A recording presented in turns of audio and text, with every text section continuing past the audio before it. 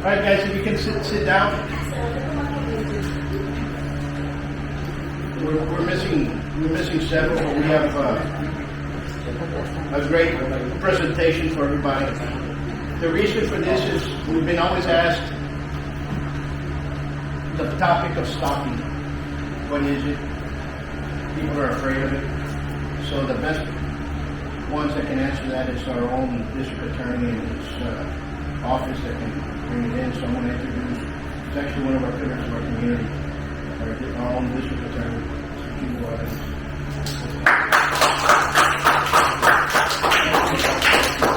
And basically the topic is stalking and how it affects people, what it does, and we can take it from there if there's questions and stuff. Thank you so much. Thank you, all of you, for taking time to be out here this afternoon to talk about this important subject. One of the things I admire about Paul is he teaches our community, our young people, and people from all walks of life the techniques on self-defense, conflict resolution, how to be able to diffuse situations, and probably really, I know that you teach on using, self-defense as a last resort, and be ethical. And there is a time and place, obviously, where you have to use self-defense, and that's the importance of schools like the Weedrone Academy and other schools here in our community. But one other form of defense that you have in every community is the law. And today we're here to talk about some of the applicable laws that apply in situations of harassment or stalking. Some of the resources that we have here locally at the district attorney's office. Some of the safety plan ideas that we have if somebody may be involved in a situation of a violent relationship. When I speak about dating violence, domestic violence, partner violence, it transcends all socioeconomic levels. And there's no community in the state of Texas that doesn't experience this type of crime. Today we want to focus, like Mr. Weedrone said, we're going to focus on harassment and stalking. And what is it that law can do to help protect anyone you know, or if you ever experience a situation. I also want to talk a little bit about today that we want to cover is the idea of social media harassment, stalking and harassment over the internet, right? Because now we live in a world that has social media and different forms of harassment that can take place through emails, electronic transmissions, right? So that's going to be another area that we're going to cover. And what better way to discuss this by bringing some of our local experts within my office to discuss these topics. So I'm going to call up here today some of my team members, right? Because I have the privilege and honor of being the DA to a great team of specialists. And although I oversee the office, I'm sort of your coach, right? I'm the coach of the office. I'm the manager of the office. And what do? I recruit talented people to be able to carry out whatever job that's out there. So today, in the area of domestic violence, the area of dating violence, in areas that we're talking here today, I brought some of my specialists. I have Mr. Pedro Guajardo. I'll ask you to come up here. And Mr. Guajardo is a prosecutor, long-term prosecutor with the DA's office. Come on up here. So he's been the chief of the domestic violence unit. We're in a transitional phase right now at the office where we're spreading out our cases and reorganizing but he's the chief. Thank you for being here today. It's also his birthday today, right? Yes. 30th birthday. Today's his 22nd birthday, so congratulations. Also with me today is Cassandra de Hoyos. Come on up here, Cassandra. Cassie's been a part of our office now for Going on 5 years already. going on 5 years and very experienced in protecting victims of crime, both in domestic violence and in child abuse cases. Now, my office cannot function without having that important piece of the puzzle in dealing with victims, and that is having counselors, having advocates, and many times the first person that a victim sees are the counselors in my office. So I brought with me today the chief counselor in my office, Mel Perales.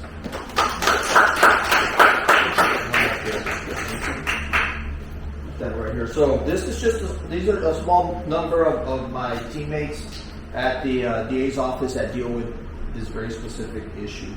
So I want to kind of have an open forum today. You guys raise your hand.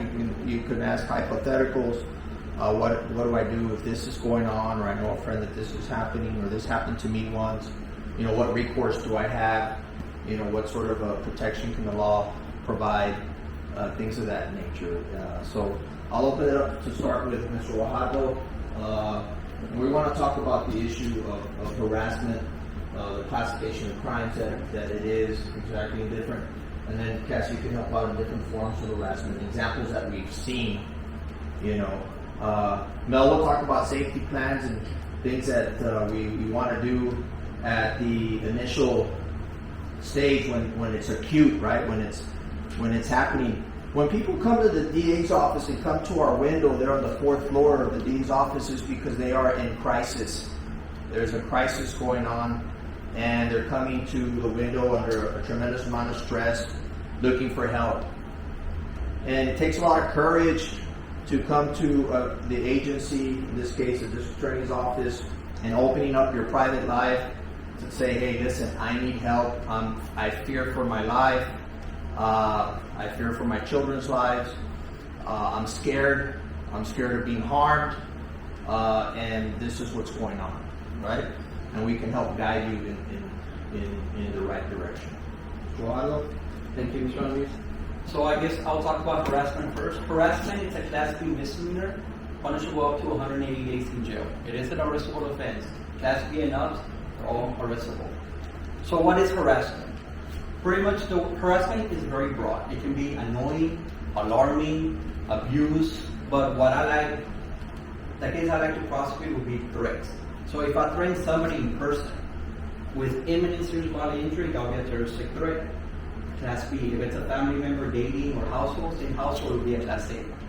But if I do it online, like internet, if I write you a letter, if I send you an email, hey, I'm gonna kill you next time I see you with this guy, or you broke my heart when you left me, so next time I see you, I'm gonna slap you, I'm gonna hit you, whatever.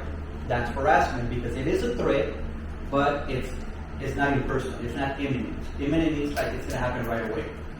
Online, like if you're bullying somebody, like this guy, sucks, and you just start saying bad stuff about this person, student, in high school. That can also be harassment. Why? Because it can be alarming, it can be annoying. So it doesn't have to be a threat. Obviously, if you threaten somebody online or by email, whatever, that's a little bit, more powerful because it's a threat of danger, violence. Now, it can also be annoying. Hey, you're stupid. Online. You go to that timeline of Facebook, whatever, hey, you're an idiot, you're stupid, you got a D in the test, you're an idiot, blah, blah. That can also be harassment. But it's just insults, right? So obviously it's not a threat. So all that can be harassment, but it will be a Class B misdemeanor up to 180 days. So if the guy, let's say it's in a ex-dating relationship, the boyfriend emails you, I'm going to kill you, I'm going to break your arm if I see you next time because I'm jealous, you broke my heart, whatever. The first step, you got to make a complaint. El que no habla, Dios no lo oye. Have you ever heard about that? So you got to use your voice. you can go to our DA's office, try to get a protective order. We are a law enforcement agency, so we're going to encourage you, hey, you gotta file complaint with OP. That's the first step. Once you do that and the suspect, the defendant gets arrested, you're going to get an automatically a protective order for 30 days. Obviously, you want a longer protective order for 2 years, you can come to our office, we'll gladly do it, or you can hire your own attorney. It doesn't have to be with us. But a lot of victims do come to our office, and you'll probably be in court within 14 to 21 days. So it's a fast process, but you still have your EPO for 30 days.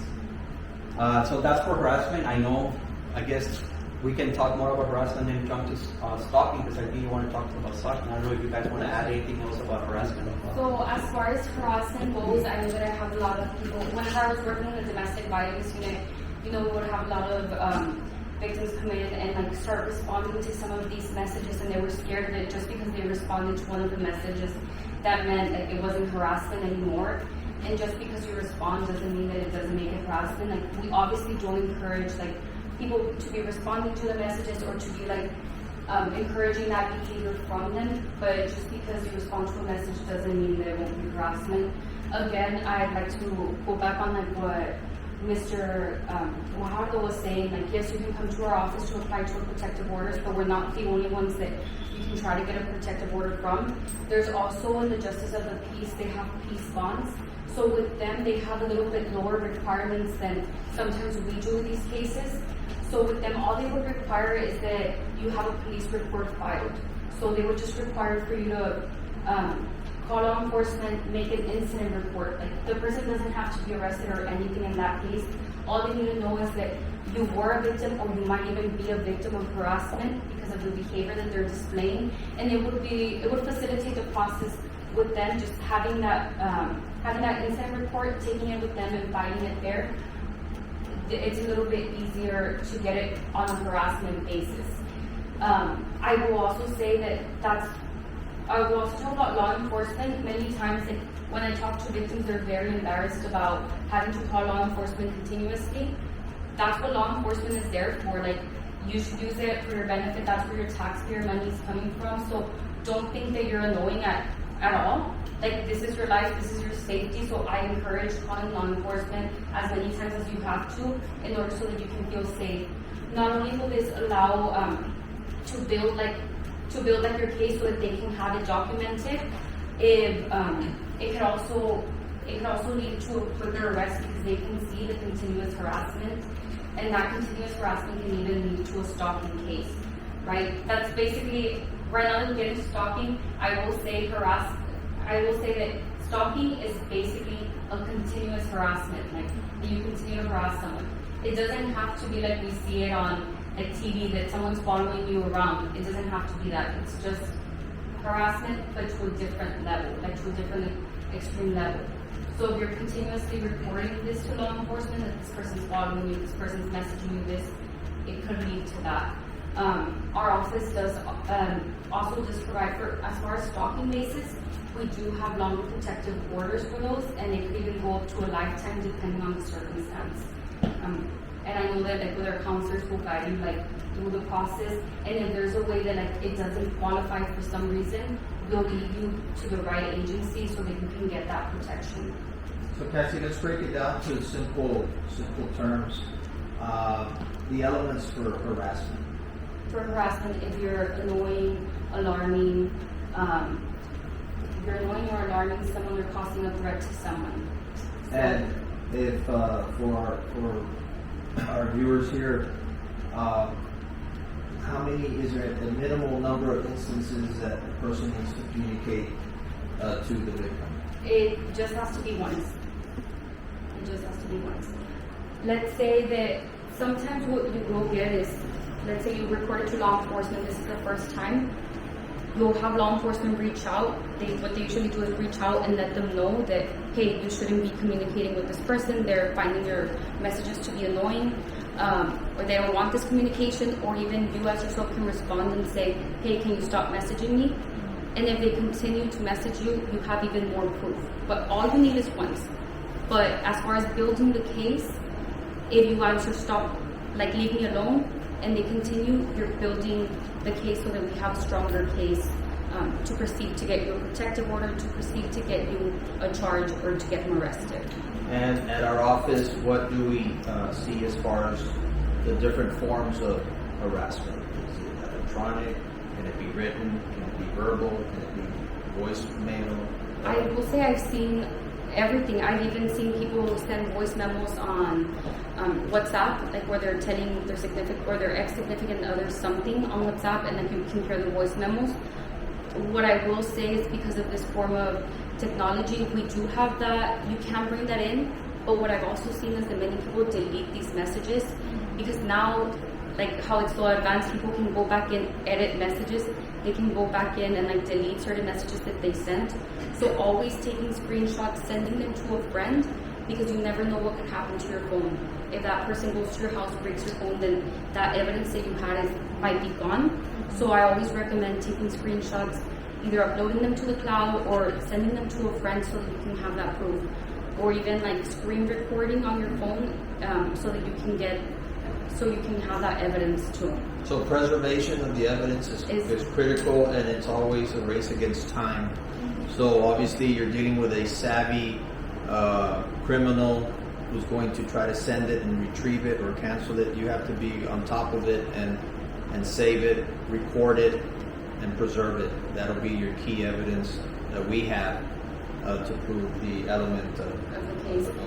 harassment. And you know, so when we're doing these protective orders, what I will say is there's basically 3 things that can happen when you come to our office and you're approved for a protective order. The first thing is that I know a lot of people are scared to have to go in and like talk to a judge or talk to someone about what happened, or even have to like face the person that they're accusing of stalking them.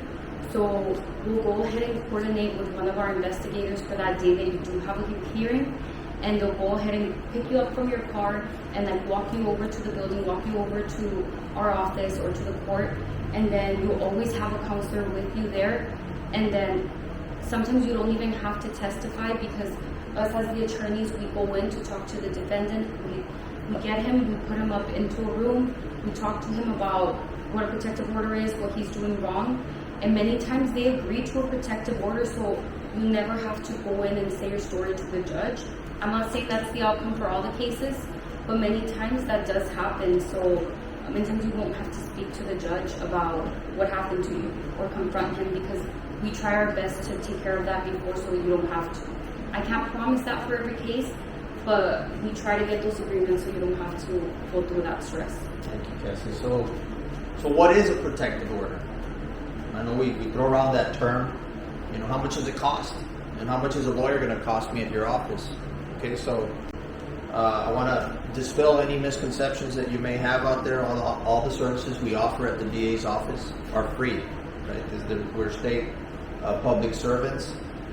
There's no costs associated with the best representation that money can't buy. So we're ready. So Mel, go ahead and explain what is a protective order. Why does somebody need a protective order? What does a protective order do? So, protective order is basically a remedy to all these issues that we're talking about, right? Which is, it goes, for harassment, we can only give up to like the 30 days, but as far as family violence, domestic violence, and stalking, and also sexual assault, we offer what is called the protective order, right? And protective orders, depending on the severity, the EPOs are from 30 to 90, but you can extend them up to 2 years. EPO, right? What? An emergency protective order. So it's a magistrate's order of emergency protection, and those run from 60 to 90 days, and it gives the victim time to see whether they want to proceed with a 2-year protective order or whether maybe that's more than enough. Because a lot of times what happens is that cooling off period kind of helps the victim's able to at least file for divorce, and that kind of, you know, it helps the situation. But for other victims where they know where the perpetrator keeps, you know, being annoying or keeps harassing them, we offer these 2-year protective orders. So they come into the office, and with a simple police report, we talk to the victim, comes in, They write their statement, we file it, and the attorneys, they do their thing in court. We're always there to help them. And if they don't qualify, because sometimes for some reason they won't qualify for different reasons, right? If the elements aren't met, right? We at least point them to the right direction, like Ms. Aoyo said. There's also peace bonds, but the protective orders for family violence are up to 2 years, depending on what the judge decides. And then we have the stalking and the sexual assault, and those go up to a lifetime. And what is the consequence for violating their protective order? Okay, that one's automatic arrest. So that's the big difference between a peace bond, which is with there's a lower threshold, right? But the punishment is way different. So the peace bond, it's a longer process where they would actually have to come bring the police report to the judge, then the judge signs the warrant. Versus ours, if you have a protective order, you call the police and he's arrested on site. Can I add a little bit to that? Yes. The benefits of a protective order, I will say, because a lot of people will say, like, what do I have? I have this piece of paper. Like, what is this piece of paper going to do for me? Like, this piece of paper isn't going to protect me from anything. But what I will say, it does facilitate the process a lot more. So, like, let's say harassment. Like, you go report it to the officer and they're like, oh, this is your first time. Like, it's the first harassment. Or you feel like they're not paying attention. So when you have this protective order already, you're kind of telling the officer, look, not only is he on notice, but the judge should he be on notice, the judge has already put him on notice on this protective order. They've already told him to stay away from me. So it kind of facilitates that process to get a criminal charge in place, or to get him like officially charged so that he can go to jail. That's the way it facilitates the process. Another thing is, if he violates the protective order, not only is he going to be liable in civil court, he's also liable in criminal court just for violating the protective order. So before, when he was only going to get arrested for maybe harassment, now he's going to get arrested for harassment and for violating the protective order. So now not only does he have one charge, he's going to have 2 charges on there. And then I think that I also like the protective order because as soon as you show an officer that, hey, look, I have a protective order in place, like he shouldn't be here, the officers can kind of separate the situation and know how to assess or like how to go about the investigation, because they're going to kind of look at the other person like, okay, this person's protected from a protective order, I know who I need to separate, I know what I need to do to protect her, I know that she's a protected individual, so I know how to separate them, how to talk to them, and who will likely be my suspect in the situation. So what is the psychology of all this, right? One of the things that we get to learn in this line of work is human behavior, the criminal behavior, right, of what's going on.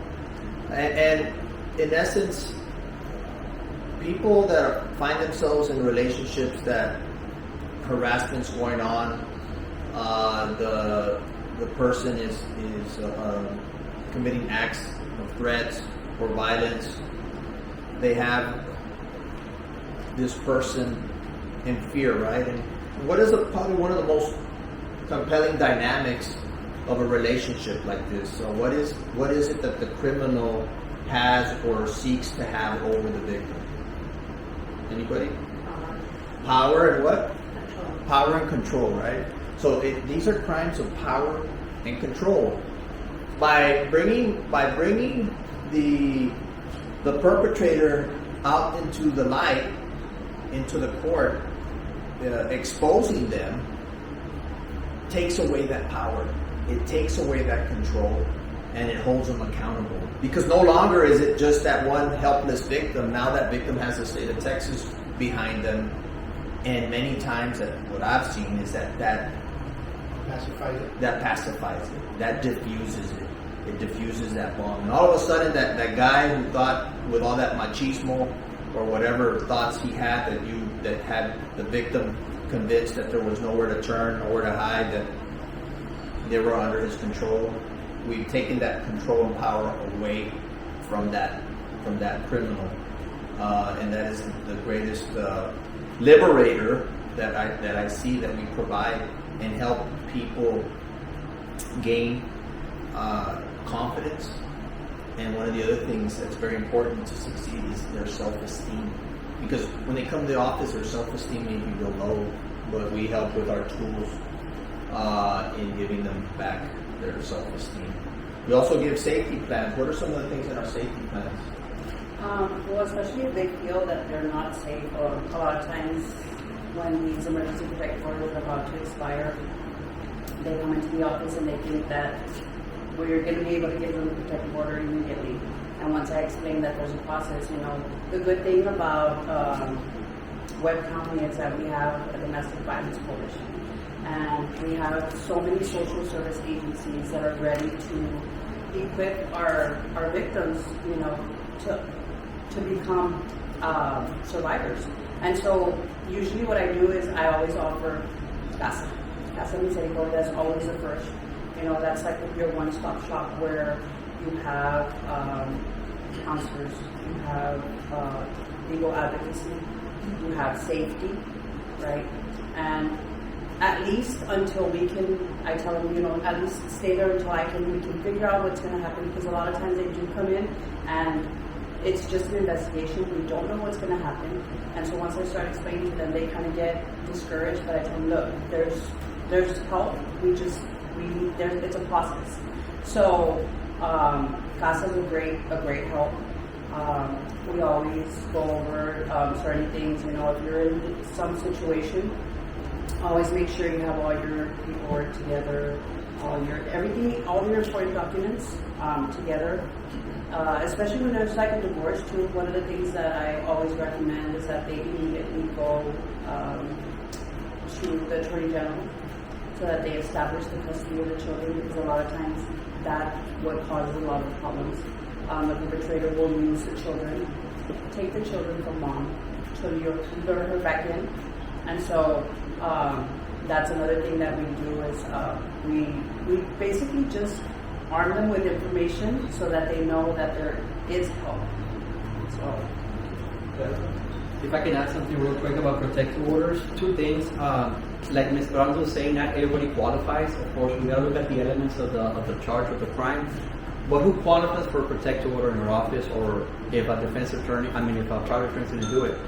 It's gotta be family. The father versus the son, the brother and brother, whatever. So family dynamic, you can qualify for a protective order. Dating or ex-dating relationship, my ex-boyfriend, my ex-girlfriend, or my ex-husband, or my current husband, protective order. Or if it's in the same household, roommates, or just in the same household. So now if it's a neighbor with a neighbor, hey, F you, I'm gonna kill you, those are threats, that let's say that this neighbor is being harassed, that neighbor's not gonna qualify for a protective order, like Ms. Morales is saying. But we can recommend them to go with a JP and get a peace bond. So that's who qualifies for an EPO, enriched protective order. If somebody gets arrested, it's gotta be domestic violence, family violence, or dating relationship. And if not, we can always tell you, go get a peace bond. And the second thing I want to talk to you about who gets arrested when there's a protective order. Okay, if it's anything besides an assault, it will be a voluntary protective order class A. So, like Ms. Doyle was saying, automatic arrest. Harassment, stalking. He went within 200 yards of the household or the residence. Or let's say he's not allowed to go see the kids, he goes to the school. When he's not allowed, it's in the protective order. He can get arrested for a voluntary protective order class A. Now let's say the ex-husband goes to the house of the ex-wife, slaps her. That's a voluntary protective order because he is committing an assault. That's one of the conditions.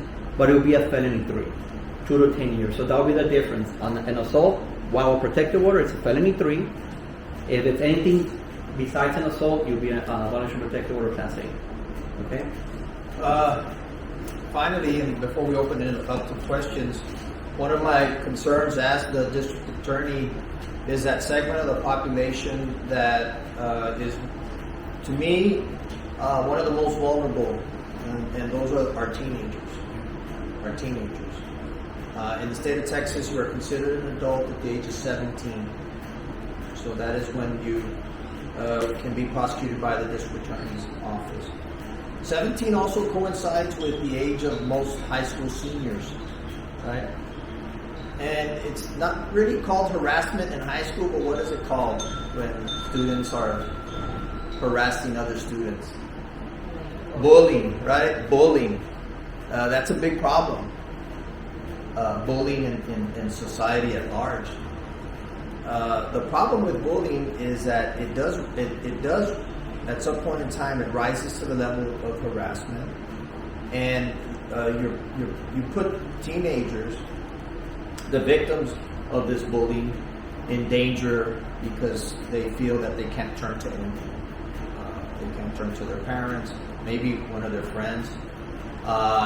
And what's really important as you guys hear leaders of our community in your respective fields in school and college as instructors is to be aware of those situations with your children, with students, with friends, that of anybody who may be experiencing bullying, right? Because we too often young people become trapped in thinking there's nowhere to turn, and in fact there is.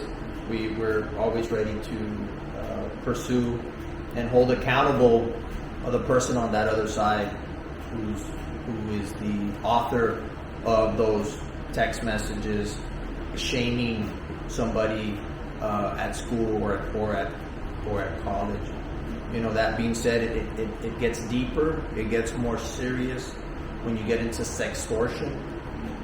I don't know if you've heard that term before, but it's something that is problematic in the world of criminal law, sextortion, and that is forcing persons to show their private parts, or I'm going to publish what I have on you to the whole school, putting that person in fear and extorting them to do more and more and more. That's very dangerous.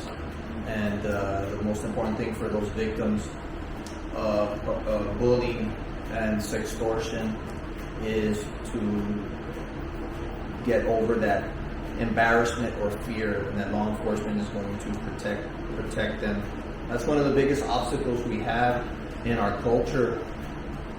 Also, is the whole embarrassment issue, right? Having to make your private life public and having to tell somebody. But just like you would go see a doctor for your physical health, it's important to know that you go to law enforcement, come to our office for your emotional and psychological and spiritual health, to have that protection, so that you can have a healthy mind, healthy spirit, healthy body. That's what we're here for. I'll open it up for questions if anybody has any questions.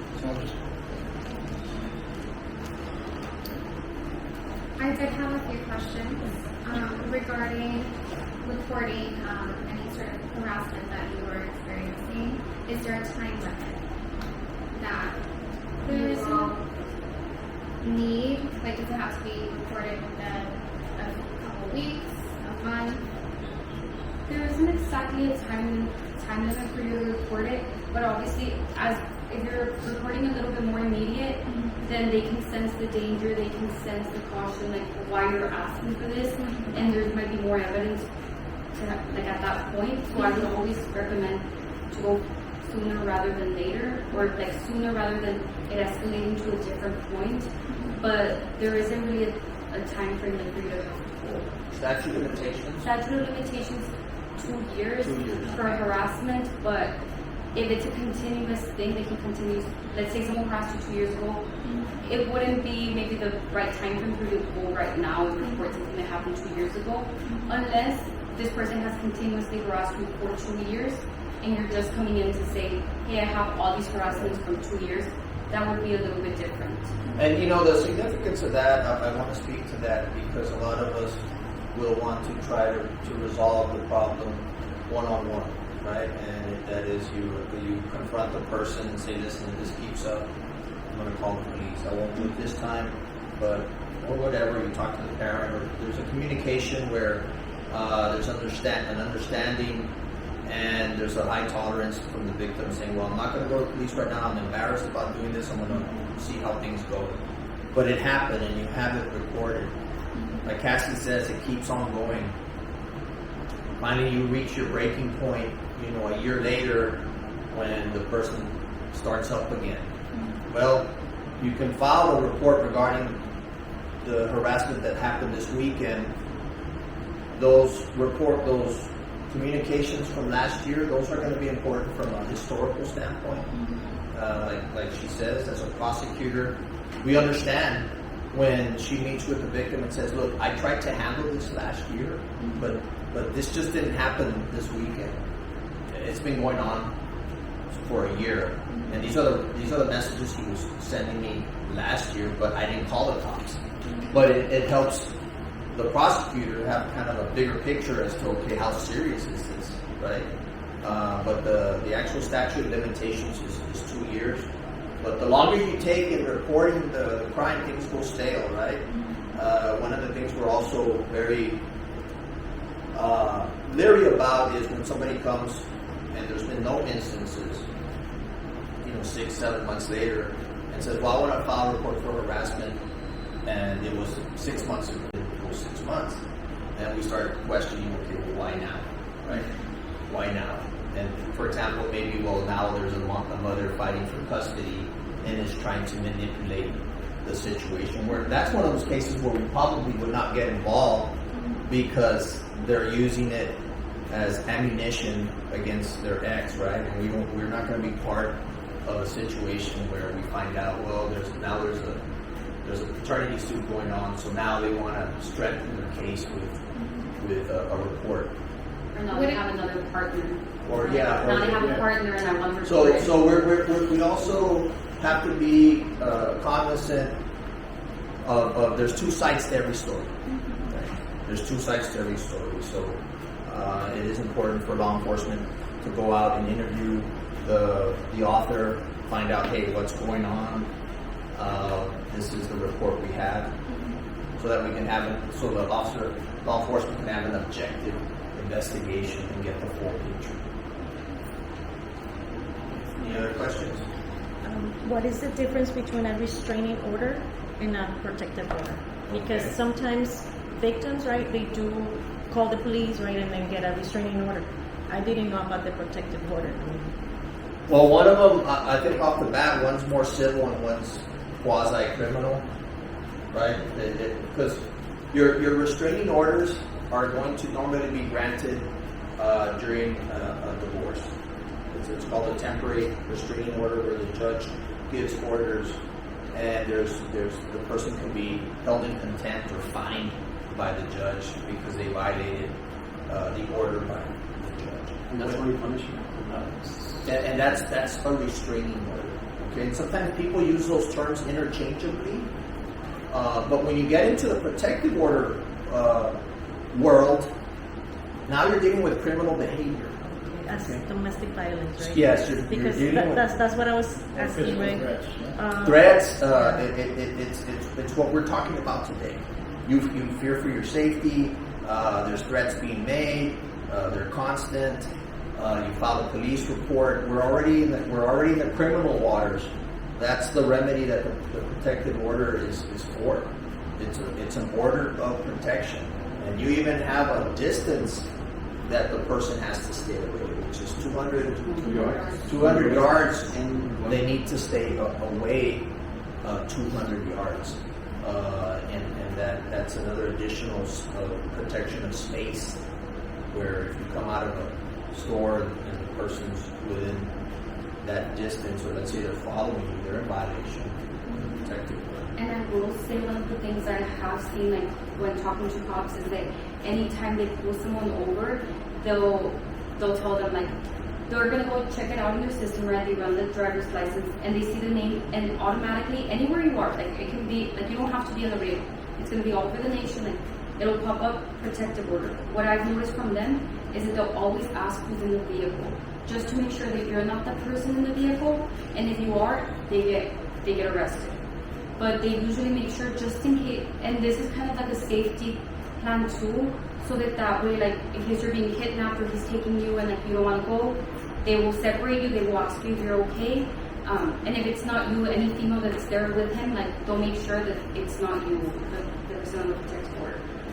Many times I also tell the victims, like, if you're at Disney World, I always say Disney World because that's the place where you will randomly happen to see everyone from Laredo if you're out there. So you can be in Disney World and you can happen to see him there. You're protected everywhere. So 200 yards, too bad. You just go to an officer, you tell them, I have this protective order. Of course, if you have a copy on you, it facilitates the process. You don't need it on you. They just have to run his name. And they can even run your name so that they can find that information. And they can advise him, hey, you have a protective order, you can't be 200 yards from her. Even if you're, and now we'll go into like family parties. I never recommend going to the same places where this person is at because I don't want you to put yourself or expose yourself to more danger. However, even if you arrive to a party after they've already been there, you as a protected individual don't have to leave. They have to leave the place because you're protected. So even if you arrive later, they have to leave. Like Mr. Alaniz was saying, you go to HEB, this person can be there as soon as he notices that you are there. It is his requirement to leave. And I mean, I obviously don't encourage any violence or screaming at them to leave. I just encourage to go to an officer and say, hi, like I'm protected by this protective order. I see this person here. Can you please remove them? Can you please remove them from here? Like I have the right to be here. He shouldn't be 200 yards from me.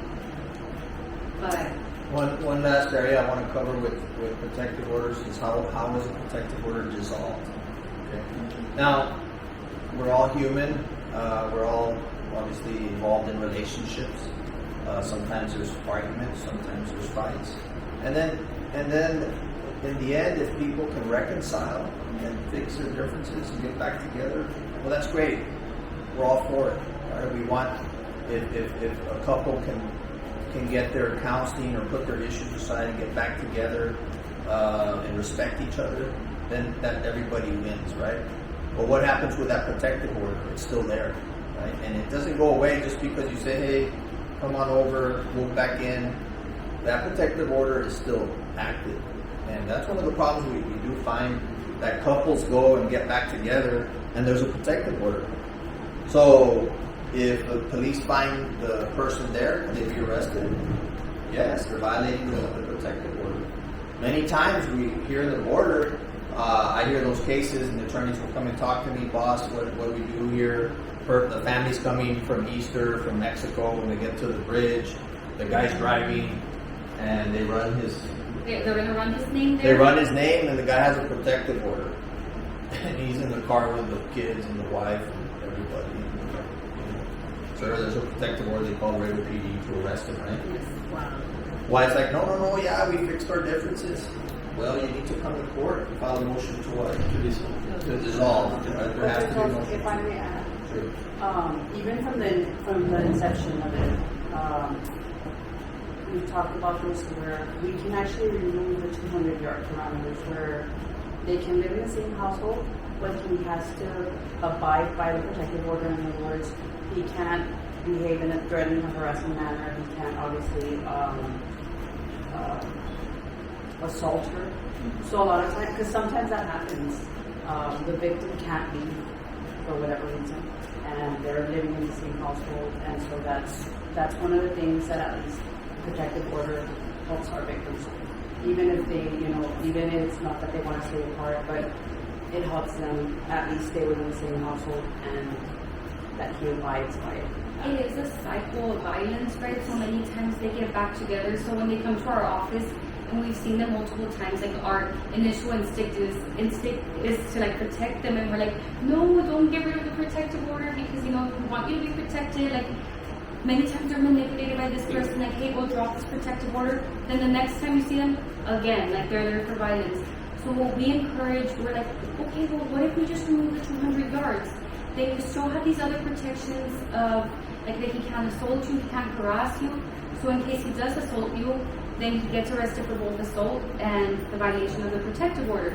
And they'll be like, well, it's because I don't need one. And I go, well, there's nothing bad with having it if you're going to be able to be with him. He shouldn't have harassed you or assault you.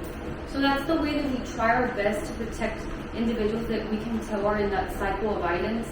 But sometimes, we can only do so much. It is their option. If they don't want one at all, then we can only give you the form so that you can go ahead and proceed with dissolving that protective order. Tengo una pregunta. Sí. Yo tengo un caso en Nuevo Laredo donde el papá tiene una orden de no acercarse conmigo, ¿verdad? Pero él hace, ¿qué será? Ya tiene tiempo. Me dice, es que a mí no me pueden hacer nada porque la orden la tienes en México. ¿Sí me explico? O sea, si yo te encuentro a ti con el niño o a ti, yo te lo puedo quitar a él. Entonces, es algo como que, pues es pues algo de miedo, temor, ¿verdad? Porque pues también, o sea, dices como que, bueno, ¿qué haces tú? Bueno, en mi caso, que pues apenas me acabo de ser residente, pues está la ignorancia de mi parte de no saber muchas leyes de aquí, ¿verdad? O sea, ¿qué se hace en ese caso? ¿O qué puedes hacer? ¿O si hay algo que te pueda amparar? ¿O qué procede? O sea, si yo me lo llevo a encontrar. Y aquí no has tratado de agarrar ninguna órdenes y te voy a decir para empezar, no es de ignorancia, es que uno la verdad lo ve cada día, entonces para nosotros es la cosa normal, pero solo porque somos abogados, pero no te sientas ignorante, esto no es algo común que una persona tiene que pasar por, es algo que una persona te pone en una situación que tú te tienes que informar, pero no es de ignorancia, es que una persona te puso en esta situación donde ahora tienes que meterte a este mundo que nosotros estamos en. Y un abogado, pero que le interrumpa, licenciada, un abogado fue el que me dijo, es que tú no tienes nada que estar alegando en México si tu hijo es ciudadano americano y tú estás para una residencia. O sea, él fue el que me prometió y me dijo, tú puedes pelear a una patria, protestar, si tú lo quieres, ¿verdad? Para que no estés con ese temor de que te lo lleguen a quitar o que llegue a haber un desbalance. Porque igual, o sea, mi parto, todo lo he pagado yo. Toda la manutención de él yo lo he pagado hasta apenas que me casé y pues me arreglaron. Pero sí es el temor de que me lo llegue a encontrar y que si se lo lleva para México, de que cualquier cosa. O sea, es algo que me han dicho muchos de que tienes que solucionar eso, tienes que buscar algún abogado que te asesore y que te haga ese cambio tanto de apellido como la custodia. Y sí me han dicho que hable con alguien, porque pues sí le digo a mi esposo, le digo, ¿cómo le hago si económicamente yo ahorita no lo puedo hacer? ¿Verdad? Pero sí me habían dicho de que habían abogados públicos, no sé cómo es su nombre. Sí, hay unas asociaciones que también ayudan, como Legal Aid, muchas veces ellos te pueden ayudar. Ahorita si no agarramos el número de teléfono, no te puedo asegurar que sí te aceptan o que es el proceso tan rápido para que te acepten, pero ellos también conocen otros abogados que pueden agarrar el caso, ¿verdad? Porque lo importante sí es tener una orden que diga que no lo puede agarrar. Así cuando vienen los policías, tú tienes esa orden que dice, él no se puede acercar, él no se lo puede llevar. Sin tener esto, pues se convierte un poquito más difícil decir, no lo puede tocar, ¿verdad? Como quiera puedes enseñar los papeles de Nuevo Laredo, pero es mejor tener algo aquí, ¿verdad? Algo aquí, sí, porque los míos pues hay evidencias de violencia y todo, ¿verdad? Hacia mi persona y hay evidencias en cámara también. Por eso, lamentablemente, le digo, yo vengo de algo ya pasado fuerte, que lamentablemente en México, hasta que no vayas con el ojo morado, te van a creer, se puede decir así. Y hasta que no ellos vean la cámara A, B y C, van a ver que es verdad. Entonces, es una situación muy triste, ¿verdad? Por la cual también uno pues ve el bienestar de sus hijos y también por eso corremos, ¿verdad? También yo no me quería venir, sinceramente tengo mi profesión en Nuevo Laredo, soy podólogo, especialista en diabético. Me tuve que venir también, aparte de que me alivié, whatever. Empecé. Una pregunta, ¿se divorció en México? Nunca me casé, hasta apenas me casé aquí con mi esposo es de aquí. No hay órdenes de custodia para el niño.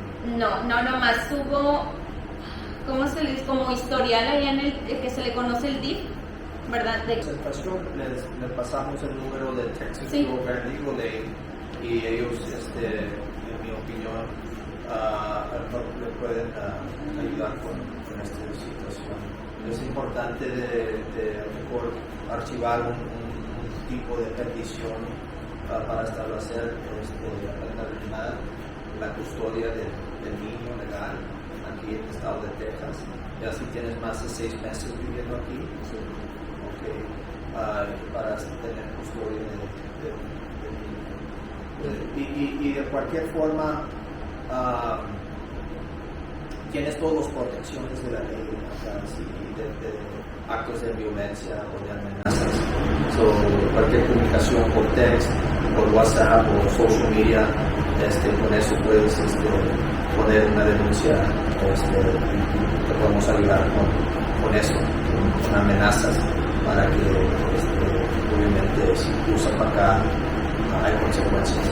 No, y estábamos buscando una vía, no sé, pues, rápida, ¿verdad? Porque nos había dicho también otro licenciado que mi esposo podía adoptar a mi hijo, ¿verdad? Para hacer ese cambio. Entonces, se toma en cuenta en consideración, pero él como papá tiene derechos a su hijo. Claro, y si todo comienza acá con una denuncia, una petición, una demanda, por decir, civil, que se tiene que publicar, él tiene que recibir noticia de la demanda para tener oportunidad de él para contestar, presentarse si quiere hacer las cosas. Convivencia. Sí, pues si quiere hacer las cosas bien, pagar el child support, tener sus visitas, o si quiere renunciar a todos sus derechos como padre. Ya cuando se renuncia a él los derechos, entonces eso abre la avenida para tu presente esposo a adoptar. Pero en este momento él tiene los derechos como papá, o lo que yo sugiero es con un abogado civil o Rio Grande Legal Aid, obtener un orden de custodia del niño y si quieres quitarle a él los derechos como papá por X razones, abuso, lo que sea, se tiene que meter una demanda.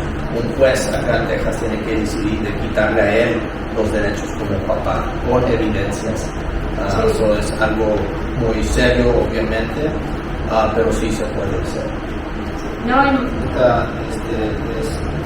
tomar tu información. sí. Nos comunicamos con Texas Legal Aid.